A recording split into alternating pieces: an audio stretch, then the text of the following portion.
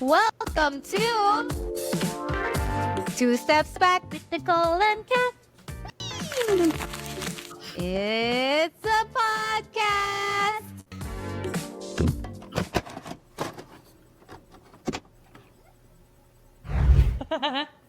Hi everyone! Welcome back to Two Steps Back with Nicole and Kat.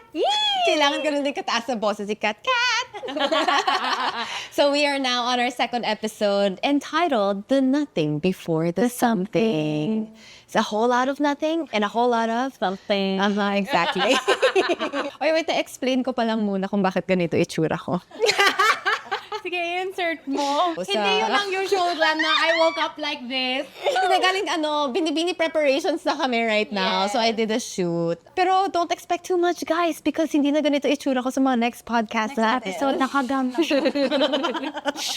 But yeah, so since in the last episode, in the pilot episode, you got to know us a little bit more. So this time, career-based naman. Because I feel like yung question of anong job or career ba yung tatahakin natin bilang tao. Yung one of the biggest questions that dominated our 20s. And I think it's a nice jumping off point.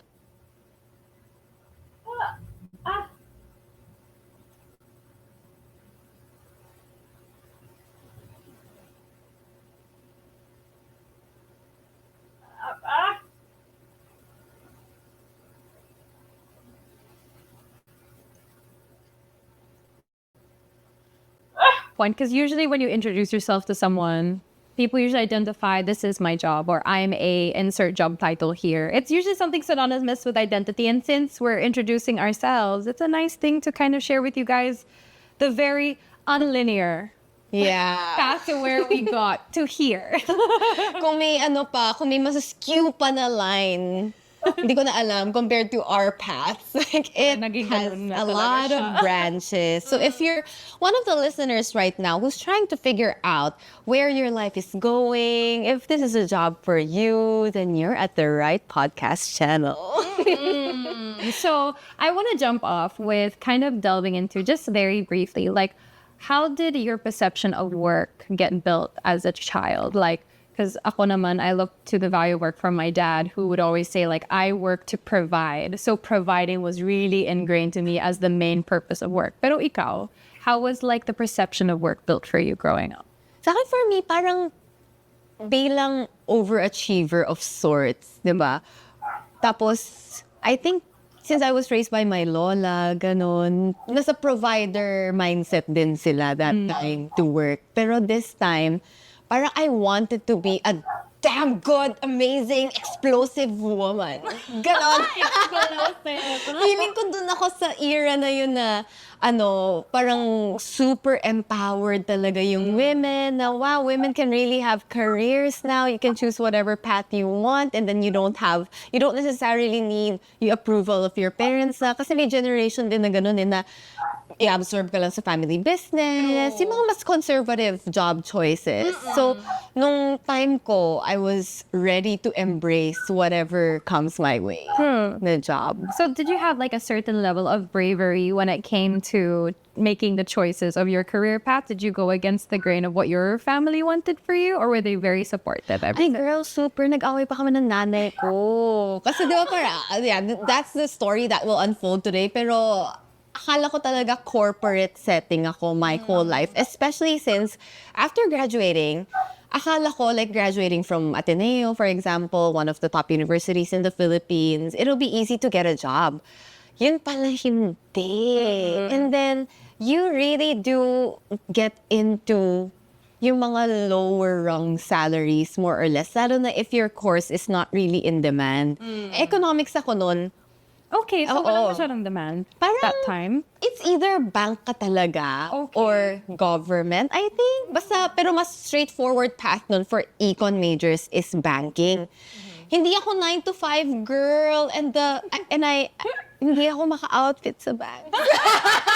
I just felt like I knew it wasn't me. Enough. Yeah. Like I don't think I can imagine myself na banking setting. Although kung corporate, game ako eh. Pero yung bank, parang it feels more structured and cold lang for me. Okay. So hindi ko siya sobrang pinush. Medyo third siya on my list, ganon. So yung first job ko, naging events. Oh, so wait, Yeah. how did that happen? You're an economics major. How did you get into events? Kasi, ba't ba? I think nag-apply lang din ako. Saga event. Oh, okay. OG. Oo, kasi I was modeling a little bit lang din nung college for Yes. extra money. Tapos parang, ang ganda ng mga events ng Saga. Tapos parang it's something I enjoy. Tapos parang, I like talking to people, presenting ideas, and creating those ideas. Then yung ipipitch mo yung mga deck mo sa clients, yung concept ng event. Sobrang na-enjoy ko yung experiential kind of job. Like you sell the actual experience of it. And then, sabi ko, since wala pa ako super duper duper gusto na job na ipapursue ko, why don't I go for a job na hindi magugustuhan ng parents ko, pero kailangan ko ma-appease sa sarili ko. Like, I need to try. Okay. Ganon. Pero my dad pulled me out of the job. After like 3 months, I think. Wow. Yeah. You did that with your knowledge? Or? Yeah. As in, he talked to me na, Okay. like, yeah, I can see you're enjoying, pero hindi niya type yung late na event. Ganon. Like finishing late. Oo. And then, syempre, nasa bars ka din. Kahit naman hindi siya, you can't really party when you work necessarily. So, The settings. the setting, parang hindi yan nagugustuhan. So, kailangan ko mag-adjust din for my parents. Kasi syempre, pinag-aral nila tayo. Ganon. Pero speaking of a little bit of modeling, first job mo ba modeling? First non-official job ko was doing up logos and banners and letterheads for my dad. Kasi meron siyang real estate business before, but it was never an official title, so I don't really consider it job. Although it was my first paying gig, where I would earn like for pocket money while I was at school. But my first official job was as a model, and I enjoyed some aspects of it and some I did not. The aspects that I enjoyed, like it was really fun being able to travel, meet new people, meet creatives, and see like the vision of a shoot come to life, because you had so many people playing into that vision, but they all played a part. And I just thought that was really cool. The downside lang naman is I felt very unfulfilled as a model. Like, I think looking back now, obviously I can speak a lot and I love to share my opinions on things, but as a model, it's really, you're just playing into an image. Whatever makeup, whatever hair, whatever pose, minsan, you just have to follow. And I was like, I feel kind of stifled here. Na parang hindi talaga siya fulfilling for me. But as a first job, it taught me like different values siguro, like how to be relational, because that was one of the biggest misconceptions I think I had entering into the workforce, was like, I believed if you had talent and you were good at your job, then you could excel. I never factored in relational skills or EQ or being able to, not to say that I was a bad person to work with relationally, but I didn't see the value in like building friendships with the people that you worked with. I thought that you just go and you do your job and then you leave. But I feel like the Philippines, especially culturally, we are very relational. And so medyo culture shock din for me, but I think it really enriched me as a person in terms of career and in terms of working as well. Totoo yun. Nung kasama ko si Catriona ng Philippine Fashion Week, hindi siya nakikipag-usap sa mga tao. Also, I'm a shy girl as well, as we Yeah. touched down on the first Introverted, episode. yeah. So medyo na-awkward ako. And at that time, hindi ako marunong mag-Tagalog. Oh, yun pala yun. Pero nagbabasa lang siya ng book nun. Yeah. And intimidating ka nun kasi, Everyone always calls me intimidating. hype ko na tong frenny ko. Kasi, siya talaga yung most in-demand model for how many years? Yeah. As in, everywhere, Catriona Gray talaga.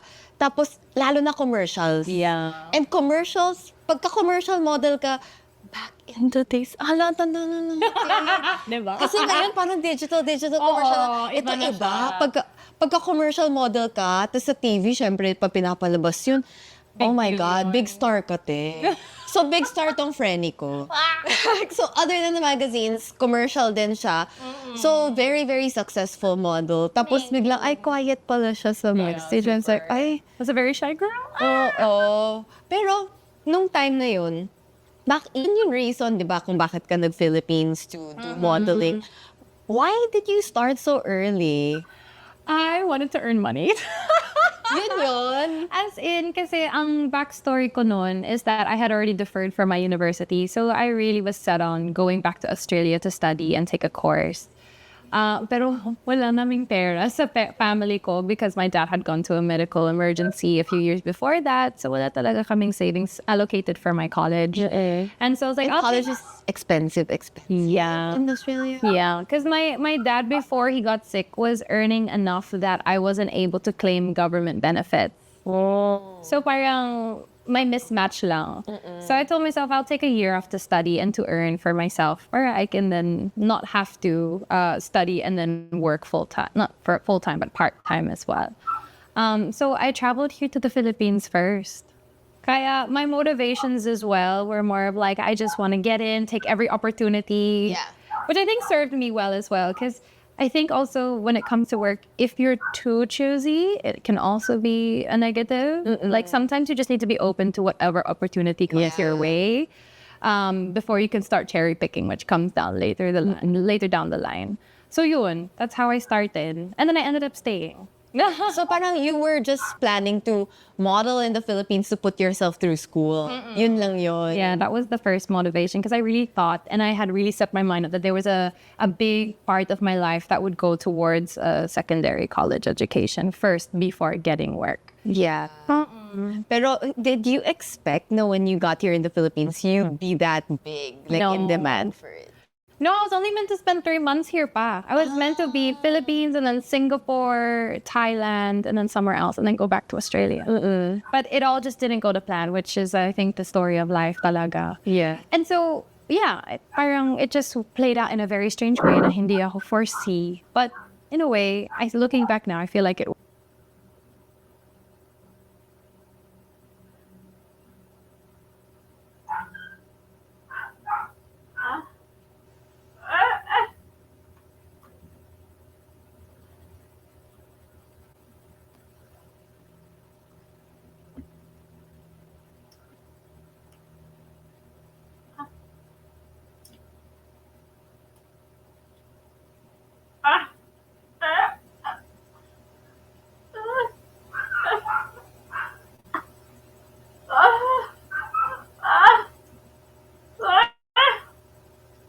Worked out. Yeah. That's not to say that it all went well. Ano yun? What's the failures subtext? ko rin. If I can expound naman. When I was a model naman, I didn't really have an end game in modeling. So it was more of like a placeholder for me because, as I said, the goal was just to earn money for the meantime. And then music kind of popped up and I really loved music and I wanted to pursue it at the time. And so I was like, oh, I can move to the Philippines to pursue music. And then it came along that I had a falling out with my modeling agency. So I also experienced being unemployed and being a starving artist. Talaga. So it was if you could imagine the trajectory, it was like, oh my gosh, I'm doing really well in a field that I don't really want to stay in. And then let me try this new thing that I really like. And then it totally nagganon siya. Yeah. Yeah. So, I mean, looking back now, I feel like talagang na-resonate yung redirected, not denied that I always say really applies to work because sometimes we have a plan for ourselves. And I think the biggest indicator, like you could talk to your friends, diba? Ang dami naming friends that went into medical field, like to study, but then ended up somewhere completely different. And like, ikaw, I mean, you studied economics, but now you're hosting, which some people might think is quite a disconnect. Yeah. Yeah. But you get skills from here and there, diba? Pero it's a good attitude then actually, like you said, na you get whatever job you can. So for the longest time also, if you guys didn't know, I have been working corporate or government talaga on the I would side. love to explore that with you because I'm curious how that happened. Never mo ba na experience in corporate? No.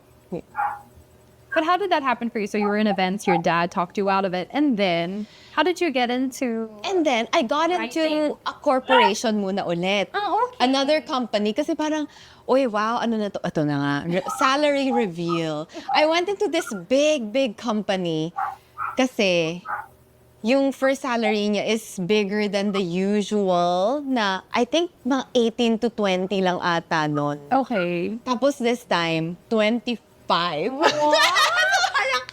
No, at that point, actually, when I graduated, akala ko minimum salary ko would be like 50,000 a month. Wow. Akala ko minimum. Kasi Right. you worked your ass off through college and then with a good degree pa. Tapos yun pala, yung mga ganong starting salary, yung mga Unilever, P&G, ganun yung mga companies na, yun yung mga peg salary nila. Pero that's not the case pala. So medyo nung nag-25, umano yung eyes ko, like stars in my eyes. And this company is not known for being good to its people, ganon. Pero yeah, it was a special program. I got that kind of salary. Feeling ko malaki na that time. And then naisip ko, maybe this is all there is. Then, yung mga path kasi nun ng corporate people na nakasama ko is, you just work at the company long enough. Yun na To yun. work your way up. To work your way up. Tapos, reward ka syempre the longer you stay with the company or maybe yung retirement or pension or whatever. Ganon. So, sabi ko, ito na yun. And then, my grandmother decides to pull me out of the company. Like, lagi talagang May intervention ng may family. intervention para sumali ng Miss Chinatown. Sabi ko, hindi naman on brand. Talaga? So, Oo. was your lola who wanted you to join? It was her na sobrang Interesting. medyo out of character because being a conservative Chinese family, it's like we don't want to be in the public eye talaga. Right. So,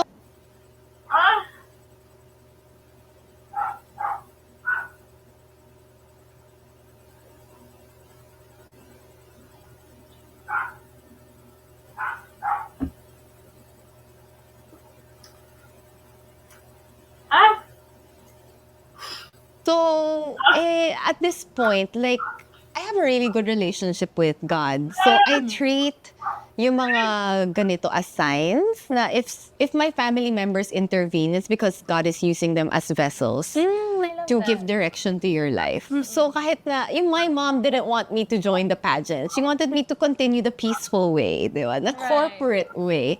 And then, yeah, pero nung sabi ko, sige Lord, papagbigyan ko yung lola ko. So Kasi you parang, didn't feel torn between the two? Because as you said, like your family's like vessel, but then you have another family member, your mom, who was saying, Girl! hindi nga. nag-iiyakan kami habang nasa CR ako. Nag-aaway kami ng nanay ko na, ano gusto mong gawin ko? Ako, hindi ko rin alam eh. Kasi at that age, I wish people would tell me what to do na lang. Like, Right. I mean, they were telling me what to do, pero hindi rin siya enough na age to decide for yourself din. Right. Yung You wanna be guided pa rin. confused ako. Pero clear naman ko ano gusto nila. Pero at the same time ako parang, tapos yung nanay ko, iba pa yung opinion. So parang, teka lang, gulong-gulo na ako. So, stressful talaga siya, girl. Tapos maraming prayers na lang talaga. Kasi wala ka ng answer na makukugot. Right. Yeah. Pero what was your attitude towards potentially joining a pageant at that time? Open ka Ayoko ba? talaga. Kasi parang, finally, I found a job that pays me more than 15,000 pesos a month, which isn't even enough for transportation. Tapos, ile-let go ko pa to. Di saan ko pupulutin sarili ko? Di ko naman alam kung mananalo ako. At gagastos ka pa sa Yun pageantry. pa. Tapos, nung nasa Miss Chinatown na ako, tapos malalakas ko laban ko. Nung girl, may mga dalawang mga PMAP na nakasabay. oo. So, I was like, ay, malakas si roster na to. Tapos sabi na lola ko, mga 3 nights before the pageant, hala, parang matatalo tayo. No? Sabi ko, hala na lang talaga. Sabi ko, Lord, please give me 3rd place para may mauwi ako kahit 20,000 pesos. Para kung unemployed ako, may magastos pa ako sa sarili ko. Oh my God! Pero wala, binigay ni Lord din. But wait, I'm so curious to know. Bring me back to that mindset knowing your lola's already starting to air doubts. Like, anong kapit mo? Or like, how did you really like set your mind? Like, I'm just gonna do the best. Saan yung mindset mo dyan? 'Cause that's hard. Matagal. Girl, actually, nag-away pa kami ng lola ko. Kasi parang, bakit mo ba ako pinipilit? Tapos, yung pinaka-sign dun is, yung dad ko, sinabi, listen to my lola. Usually, yung dad ko would be the first one to like, wag ka gumawa ng frivolous things na wala namang assurance. Kasi being a man. Yeah. Parang dapat, Sense when of you work, may security. bayad. Ganon. Dapat may quantitative allocation, ganon. Hindi yung tataya ka lang. Hindi siya yung ganong type. Okay. So when it was my dad who sat me down and talked to me to ask me to consider what my lola is saying, parang ibang sign na to. Pero ako ayaw ko talaga, wala talaga sa heart ko. As in, Fairness. tapos That's so pinalaki pa kami interesting. na showbiz is super a scary place. It's the worst place to be. Ganon kasi ang gulo dati ng showbiz. I mean, in a way na may the buzz pa nun mga kids. Hello, kids!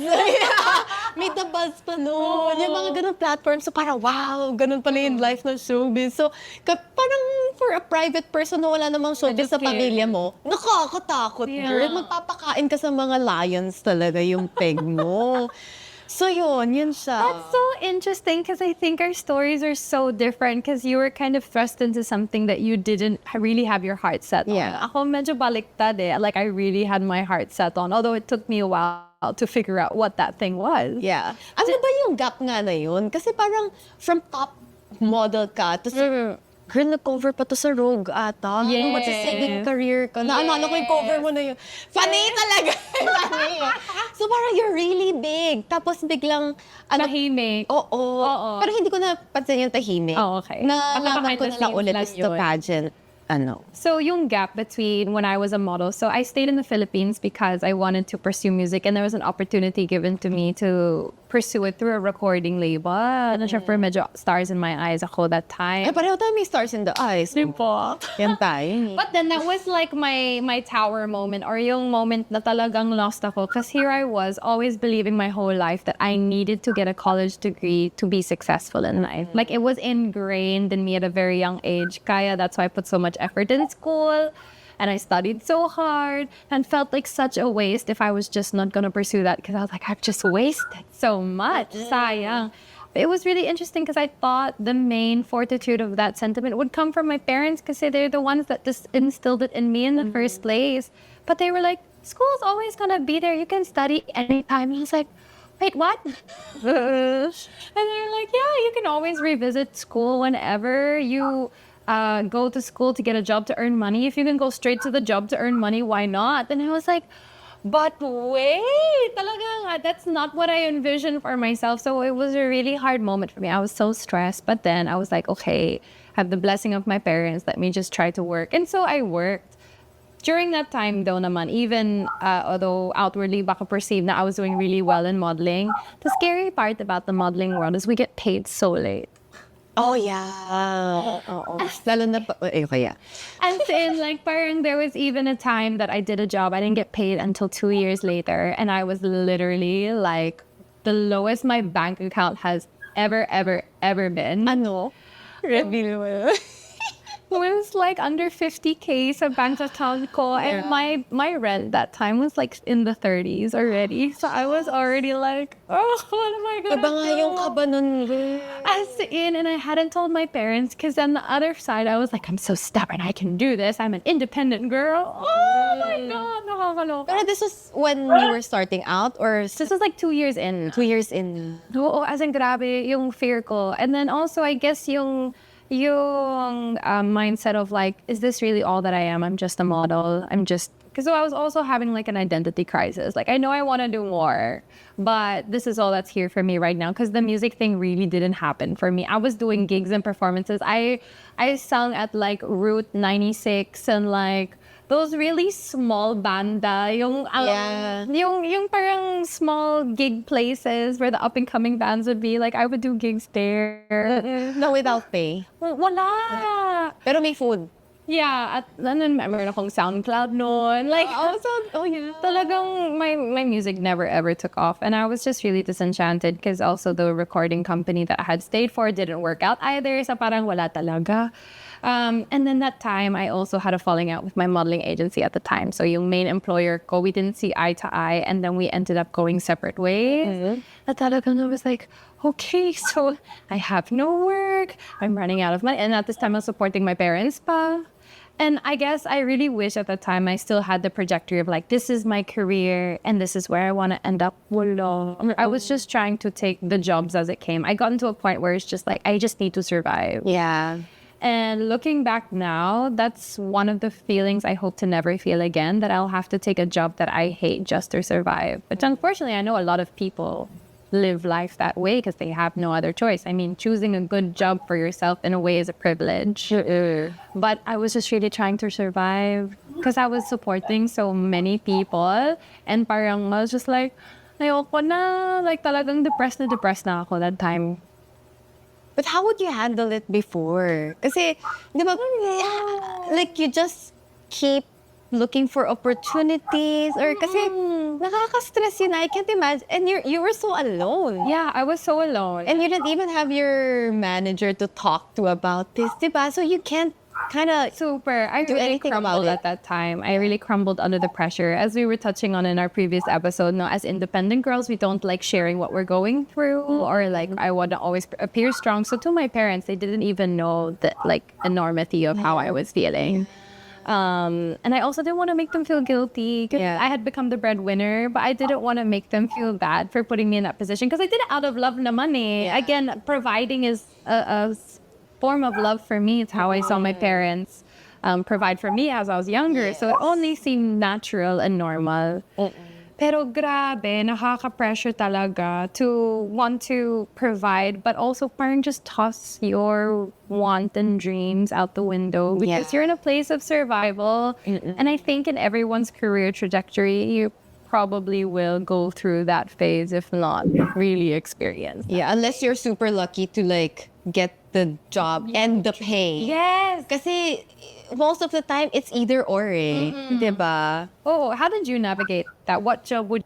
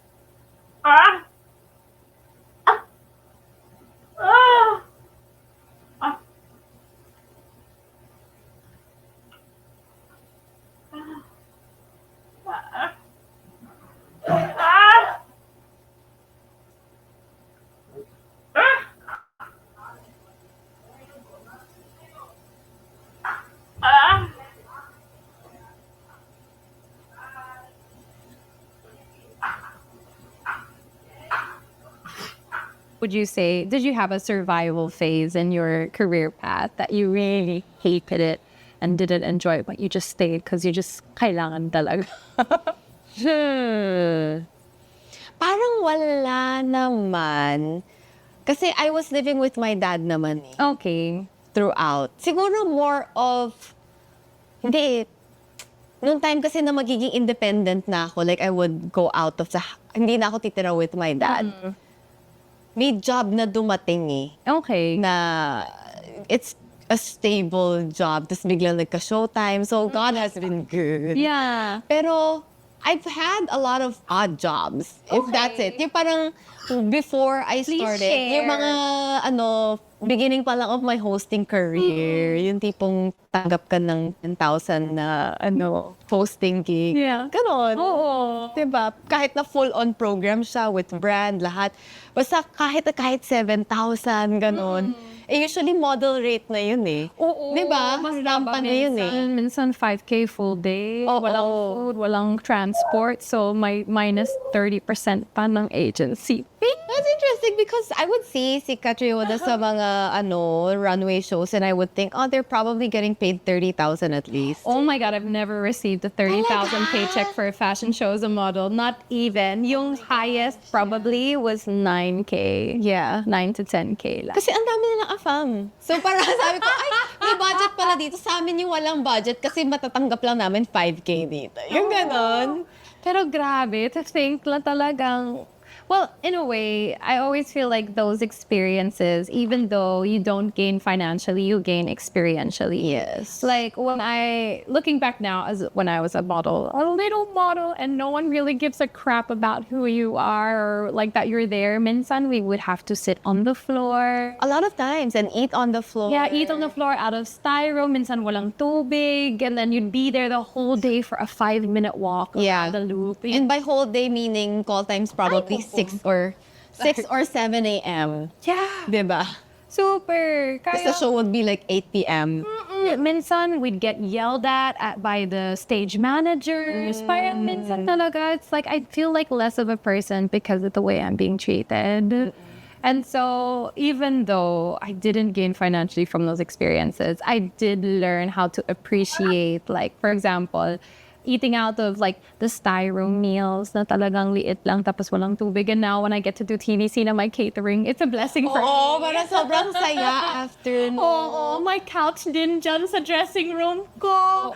Before, plastic chair lang. Yeah. Mga ganun na bagay. Like, it makes me super grateful for what I have now and experience now. Because I've experienced less before. Parang started from the bottom, now we're here. Yes, exactly. Oh my I have a question though. Super curious ako sa sagot mo. Yung first like substantial paycheck mo that you spent on yourself, where did it go to? What did you spend it on? Do you know? My home. Oh, Yeah. that part.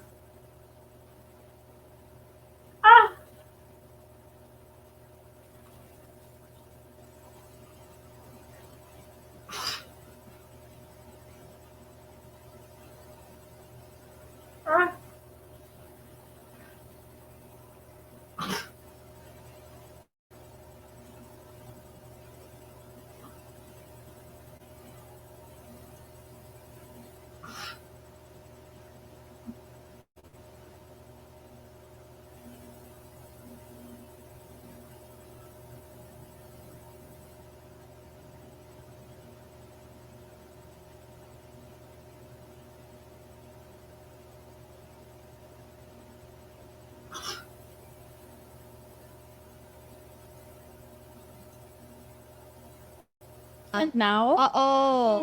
Parang hindi siya, one time, big time na check, syempre.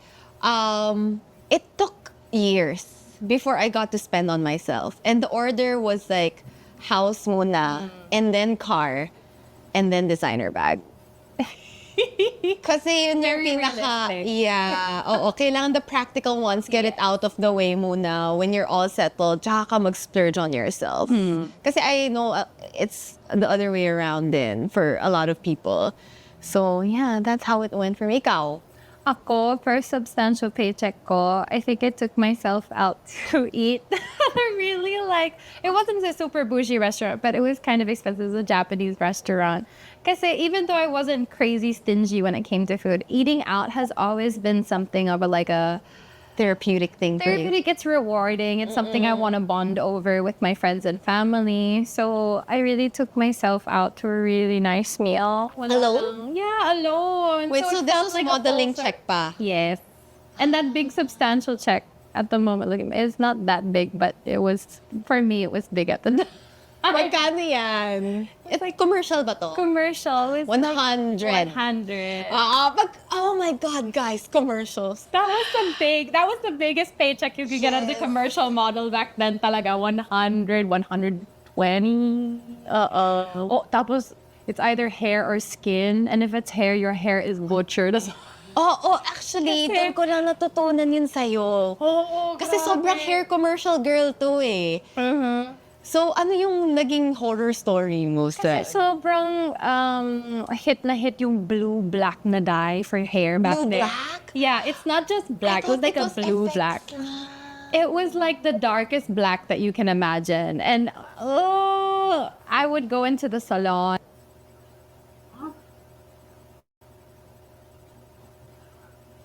And then they say, no, this is just temporary dye. I'm like, okay. Tapos they dye my hair super black, which for me, hindi talaga bagay sa skin tone ko. I feel like it washes me out. And then I would try to go to the salon after and get it fixed. And they're like, Wala na yun, girl. wala na talaga. Oh, once you go black. But they would only tell me after it's done. Tapos parang naubos na ng 10K ko. So gastos mo pa yun sa nila.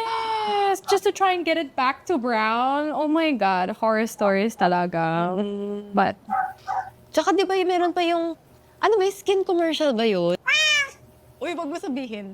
Ayun. reveal.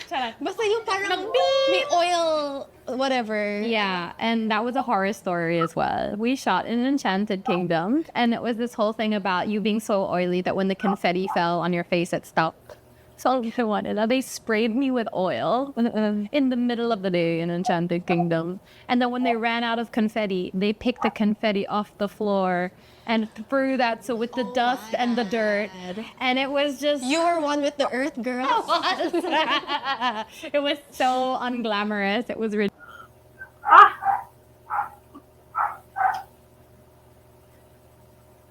ridiculous. Ayan, 100,000 pesos, ladies and gentlemen. What would you do for that? Kaya, like and I think that's a nice sentiment that I think we both share from the odds and ends job or like the whole rerouting to where you're going. Like, for me, it made me really grateful for the opportunities I was able to get later on, the jobs I was able to get later on, yung ibang treatment, yung ibang opportunities. Kasi when you've experienced the really lower part, Yeah. talagang you see the difference. Actually, when you're there in that rut, guys, parang yung sinasabi ko na lang din is, imagine mo, that'll be part of your success story one day. Yeah. And motivation mo na rin siya na, sige, I'll keep challenging myself to do these small things, to better myself, to find lessons in these hardships na hindi ideal setting. Kasi minsan yun lang talaga eh. Like, you don't earn from it, but you learn. Yes. And without that attitude then, now what can I learn out of this experience? Yun feeling ko yung totoong talo ka. Diba? Kasi parang hindi ka na nga kumita, wala ka pang natutunan there. And learning is intentional. You Yes. have to want it. Na parang, okay, kahit na it's something as small as patience or not getting as angry that fast. Diba? Really, the whole I feel like thing. one of the biggest values that you can also intentionally learn too is when you build up from the bottom, you can also, when you get to a certain point, also value everyone's jobs. Kasi if you've never experienced what it's like to, for example, you're at a shoot, if you've never experienced what it's like to see someone do makeup or to see someone buhat the lights and stuff, you'll never appreciate the value that they bring to the job. So even when you go up through the small steps through your path and career, ako naman, like being a model who was just on the side now to like being at the middle of a huge set. But I appreciate every person in the room because I've experienced being a small person too. Na parang it's like, okay, they're also bringing value to the set. Like this whole job or this whole operation wouldn't work without everyone. Yeah. Kaya it's a nice learning curve, and I guess it also teaches you to respect people around you. Again, going back to that relational quality that I think really helps people thrive in career. Ako, I really like naman yung setup ko before na may corporate and may entertainment industry at once. I feel Because like it gives you an super edge. different. Girl, yeah. I feel like it gives Nicole an edge because even though you've situated yourself in show business, I feel like the intellect that you bring into your positions, whether it be like on Showtime, as a host, or even in hosting corporate events. Oh gosh, yeah. Ang galing niya. Thank you, Ang galing. Oh, nanonood po si Catriona sa corporate events ko. Charot! May audience impact kasi sa... Nandun lang ako sa corporate. Pero yeah, that's true. Kasi parang when you host events, it's for the people, eh, di ba? Tapos Yes. usually kung corporate na, you know what their day-to-day looks like. Yes. And you know how some of them want to make palakas sa boss nila. So you wanna help them then in a way na, okay, tatry natin na gawin tong mas memorable or a richer experience pa for them. Para the boss will give them a pat on the back, yung mga ganon. Or kasi minsan iba yung work ethics and yung pacing pagka showbiz to corporate. So, imbes na mainis ako na, bakit ganito dito? Bakit ganito ganyan? Parang parang I'm coming from the standpoint na, the people who work here, mas ganito yung kalakaran nila, yung system nila. So, there's more empathy, I feel, on the different types of mga work relations or yung work attitudes. Ayun. Kasi di ba parang usually, we just want things to go our way. Na eto naman yung tama, ganun eh. Parang, who wouldn't want this kind of pacing na mabilis siya, na ganito, ganyan. Pero, lalo na siguro pagka kunwari commercials mo with the brands. Di ba iba input ng brands and the creatives. Pero ma-realize mo na, kasi itong mga brand people, they have so many higher ups to get approvals from. And yung kailangan, Approval hindi pwedeng silent performance ka. Kailangan medyo kumuracha sila kasi that's how the boss wants to see them work. Yung mga ganong stuff. As opposed to kung makikita ng mga pagka if you misinterpret it, parang ano ba yan, bida-bida to? Pero kung coming from the corporate world perspective, parang kailangan nilang magpakitang gilas or mag-extra perform kahit na nagpa-perform naman sila. Yeah, that's true. It allows you to see the different perspectives of the people involved. Kaya, if anyone's watching this and they feel like maybe they're not in the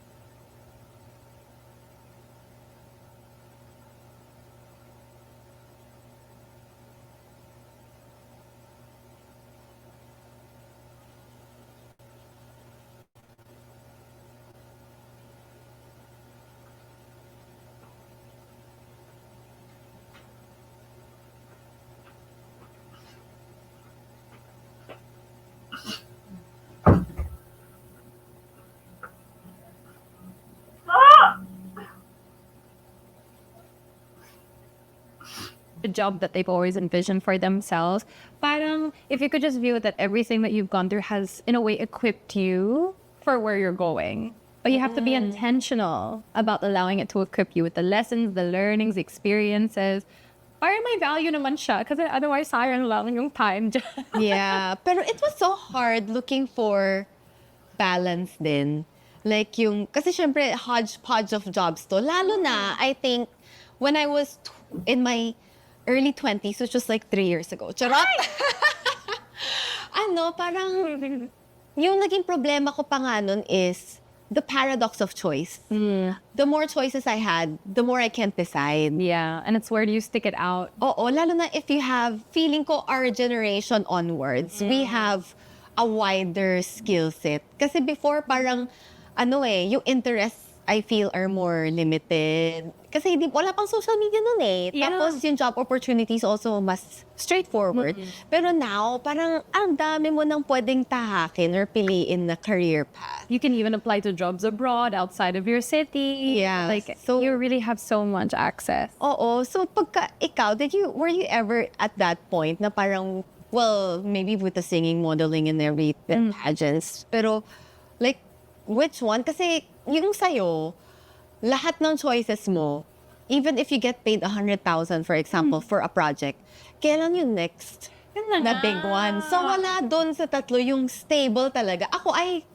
Corporate was my safety net. Yes. Na, okay, if this doesn't work out for me, which is, 90% of the time, it doesn't work for people, di ba, na to penetrate the show business.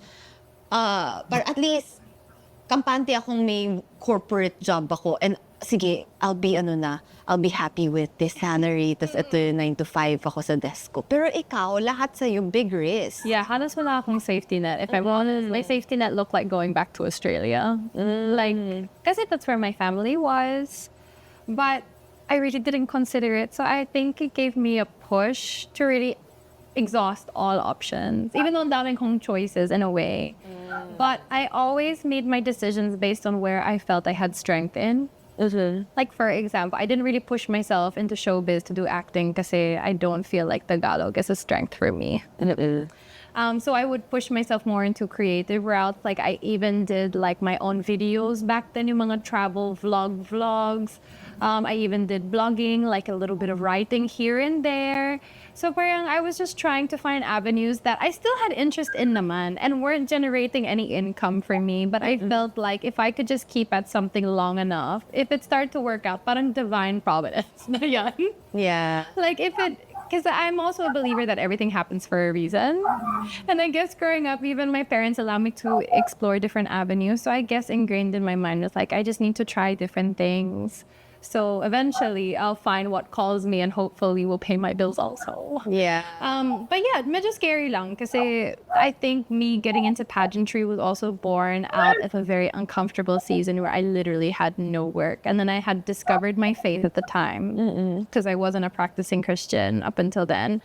And then I started volunteer work pa, which was not even paying, of course, but it was just something I wanted to escape my real life from and just kind of invest my time in something else. And it was from then that I ended up in pageantry, which is still a risk. There was no security whatsoever. Super. Gastos ka pa Yeah. sa pageantry. So, yeah, parang lahat ng ginawa ko in that season, medyo risk taker ako. But I guess at that age, like when you're in your 20s, it's a great time to be a risk taker. Yeah. Kasi wala pa akong responsibility of having my own family, of having children depending on me. I'm not a mother yet, and I don't have my own house. I don't have all these assets kind of like anchoring me into one place. So parang I'm fluid enough in a way that I could take risks and I could really explore different opportunities. And then if I fail, at least it's just me who failed and I don't drag anyone with me. Do you feel like you felt like that in your 20s as well? Like medyo like parang, sige na, let's try it, let's go all out? Or mas conservative approach ka pa? Conservative ako, sobra. As in, kaya ako, laging may corporate job and then nag-government job pa ako. Yeah. So after Miss Chinatown, nag-DOF ako. So pageant fans, na speechwriter ako, Yeah. sa DOF. And then after pageants, I did Manila Bulletin. So a lot of writing. I did that for 3 years, I think. And then during the pandemic, I worked at the Senate for a senator. And then, so lagi akong parang, even if it doesn't pay enough, Yeah. parang actually very, very small, i-go ko pa din. Basta every day, I have that one Something. stable thing. And then the rest, like, dun ako pwedeng, okay, I'll allow myself to delve into my interests. So you like allocated your free time for interest between your the stable timeline of your job. Yeah, oo. Pero yung interest ko kasi hindi rin naman super creative type na parang I could really make a career out of it. I just fell into hosting. I was like, oh.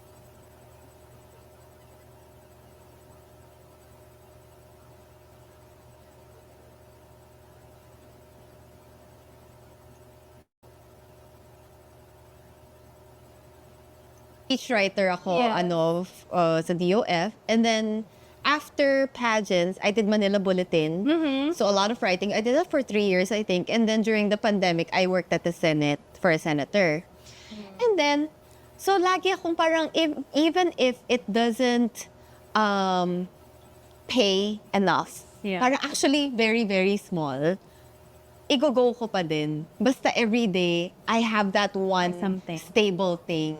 And then the rest, like, dun ako pwedeng, okay, I'll allow myself to delve into my interests. So you like allocated your free time for interest between your like the stable timeline of your job. Yeah, oo. Pero yung interest ko kasi hindi rin naman super creative type na parang I could really make a career out of it.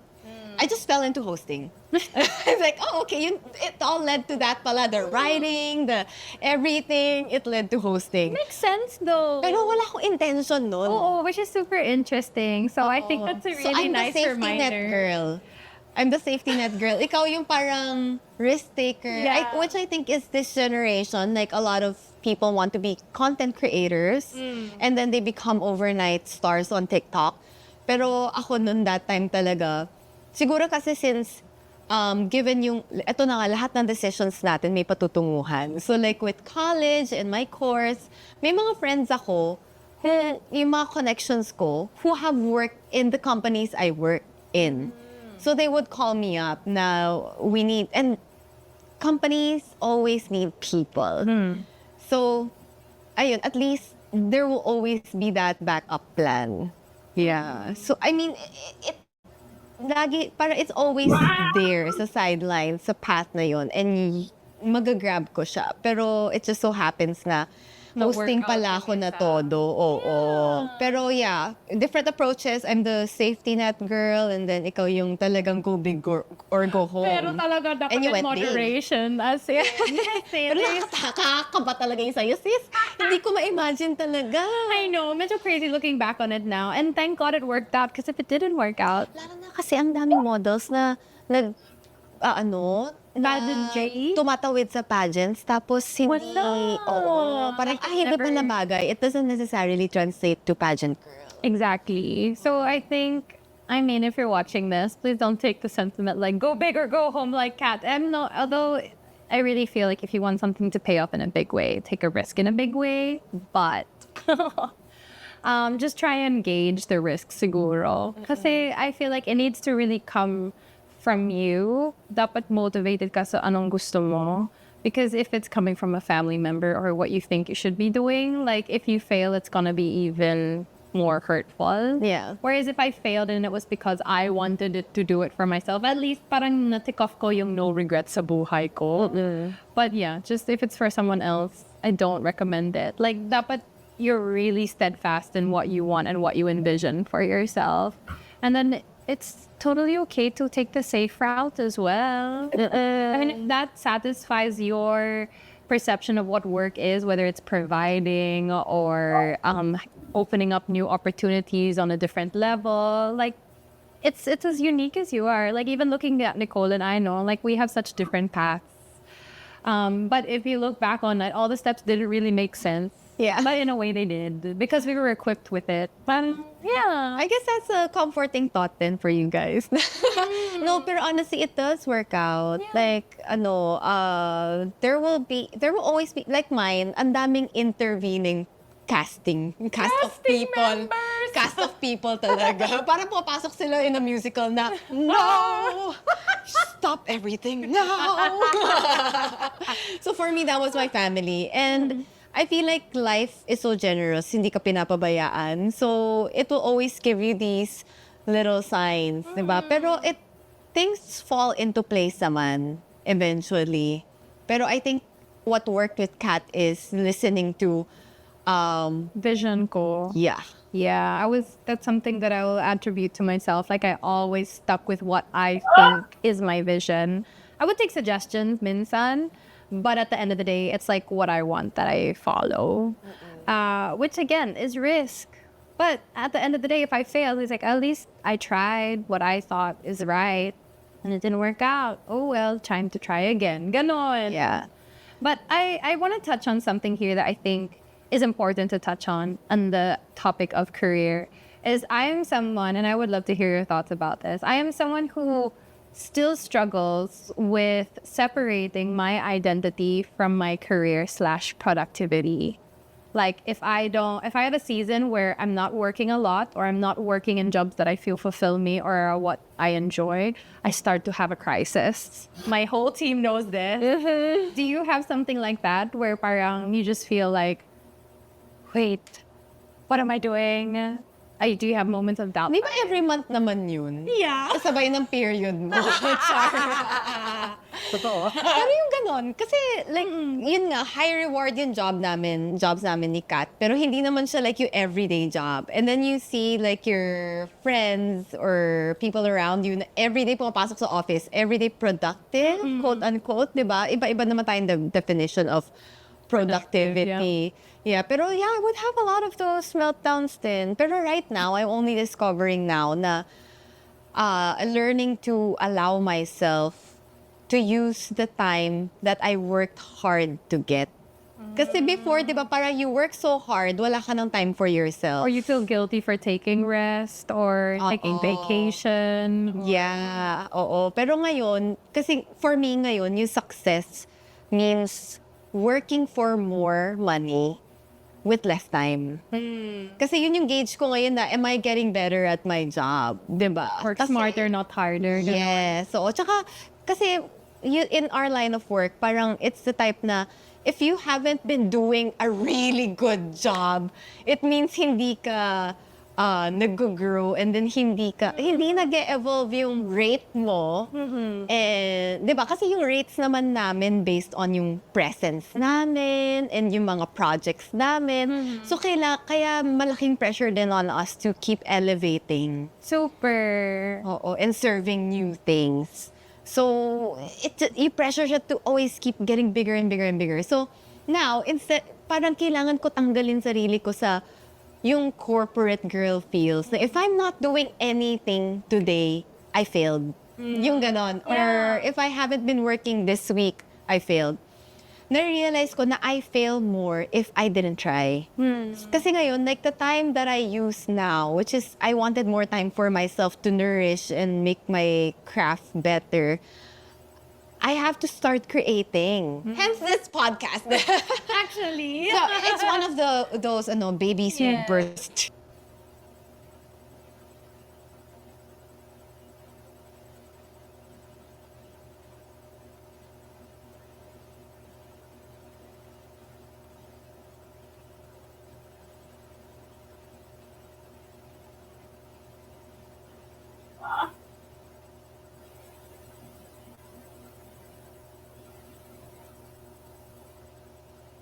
Like in those times. Pero I was like, wait lang, I need to be doing more. Kasi yung, yung disconnect is, I'm expecting to have more responses, more jobs, but I'm not producing anything naman. So, it's really a change of perspective. Like those moments, yung mga meltdown na yan, yung mga crisis, identity crisis, it sets you up.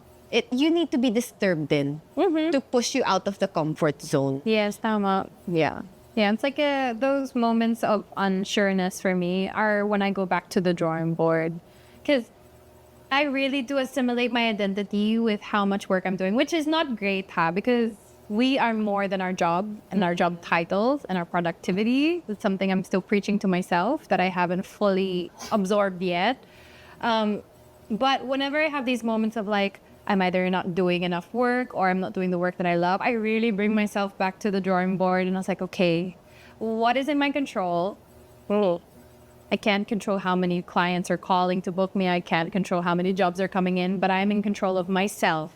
So how can I create something that will complement the work to come? Kaya those are the times that I'll come up with random projects like my Cultura 101 or itong podcast din. Like Nicole said, it's one of those babies that came out of that. It's like and I think that even if you're not in an industry like ours, you can kind of apply it din na parang in your spare time if you can and you have the resources to kahit konti lang to put them into something that you're building for yourself. It could be like a small business maybe that you want to pursue, or you're learning something on YouTube to enrich your knowledge. Parang it's these small investments in yourself Now, maybe when the opportunity comes along to do something different or to take a certain job or opportunity, equipped ka na eh. I love this conversation because I wish I could have listened to something like this when I was younger, because I really thought na talagang whatever you study, you're meant to get a job in. And then it's like just linear, but it's really not like that at all. But in career naman, I feel like it shapes so much of who we are, not just our skills and our knowledge, but also the people around us. Oh, yeah. Diba? So much more so. Kasi, lalo na sis, at the end of the day, na-realize ko, like, working for so long now, yung mga, totoo yung sinabi sa akin before, na yung mga naka-work mo sa beginning, sila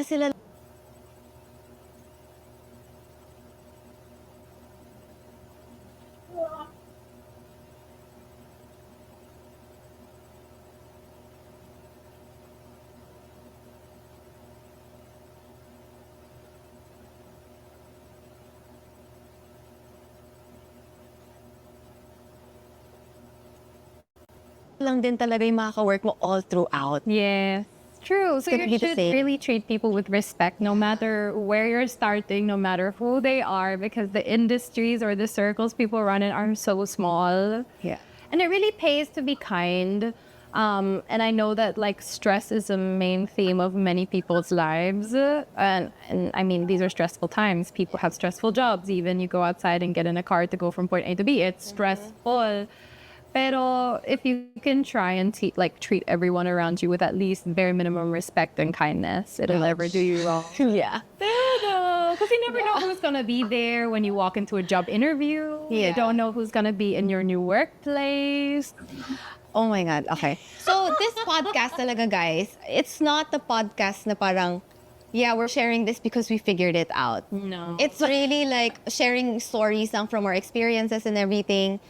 Pero while you were saying that, I have to make a confession. I didn't like myself as a corporate girl. No, what do you mean? In what way? It brought out the worst parts of me, I feel. Like the competitive? Kasi hindi, parang, paano ba? Kasi it was so much easier to work within our industry. Kasi parang people just knew, may system ka ng pinapasukan. Tapos nung time na yun, may isa akong job, like a job I really loved then, na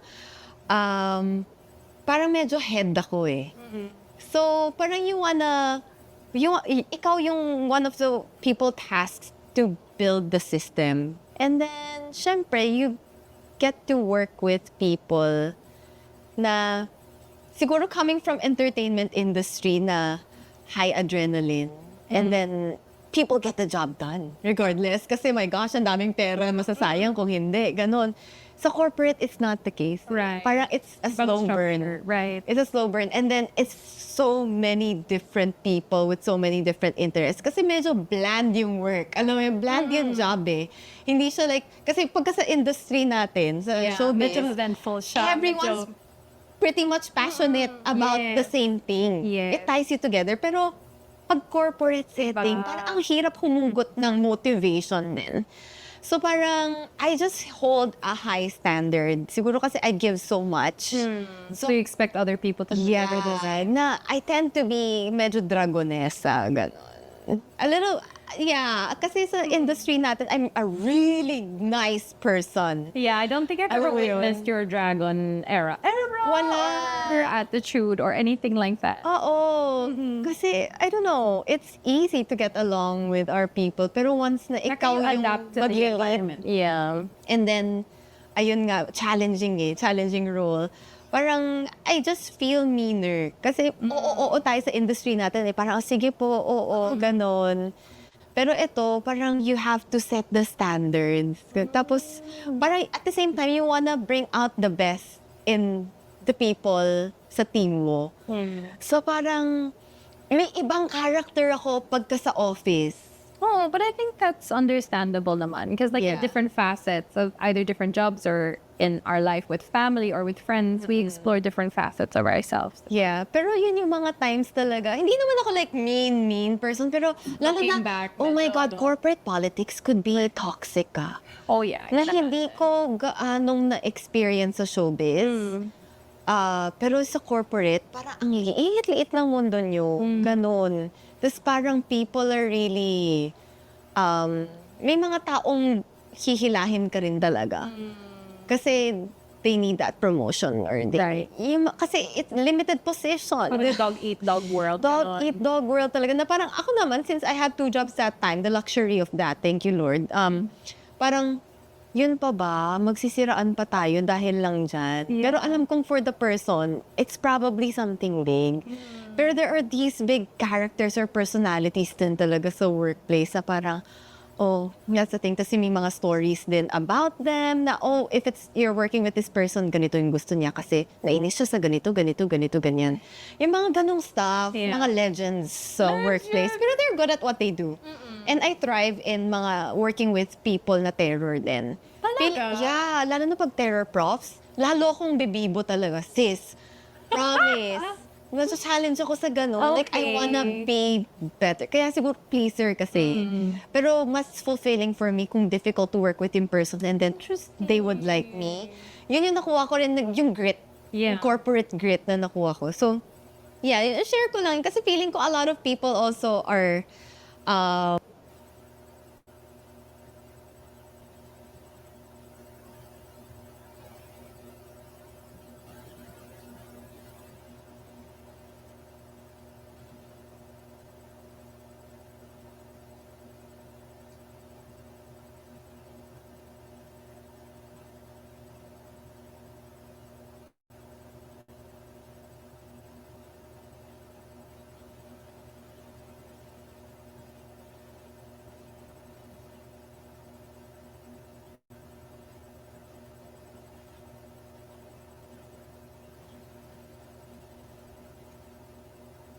are in offices now listening to their podcast.